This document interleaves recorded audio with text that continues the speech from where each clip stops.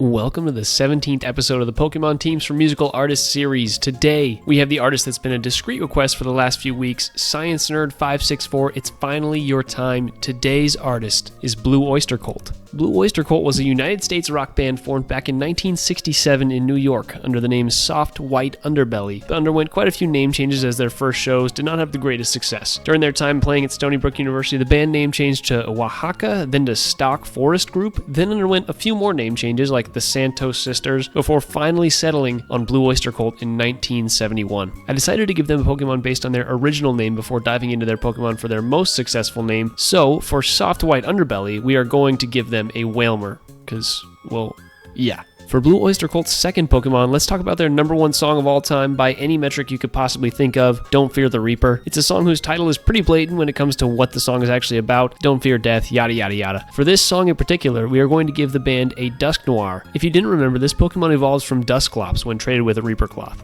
Let's stay on this song for a second, because while it may not be the reason the song became popular, the cowbell in Don't Fear the Reaper has become probably the most iconic use of cowbell in music ever. There was even a skit about it on Saturday Night Live back in 2000 that started the More Cowbell meme. I can't move past this song before addressing this, so we are going to give Blue Oyster Cult a Miltank, surprisingly the only true cow Pokemon. For their fourth Pokemon, we are going to talk about the band's vibe. I think that Cryptic is a great way to describe it, with songs like Then Came the Last Days of May, Veteran of the Psychic Wars, Extraterrestrial Intelligence, and even The Siege and Investiture of Baron von Frankenstein's Castle at Wysaria. Honestly, a great song. It's quite an interesting catalog of songs that their followers have come to love. For this, we are going to give them a Paradox Pokemon, more specifically, Iron Moth. It's been claimed to be a UFO being controlled by aliens according to Bulbapedia, and if that ain't ETI, I don't really know what is. Fifth up, it's time to talk about their name finally. Blue Oyster Cult should be pretty straightforward here, and I will take it at face value.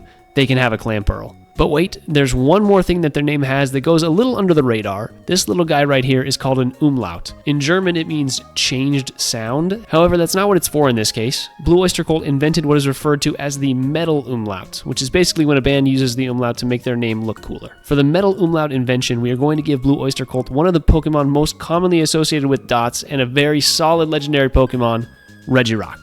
So there we go, Blue Oyster Cult's Pokemon team. Let me know what Pokemon I got wrong, what you would change about this team, and what artist you would like to see next down in the comments.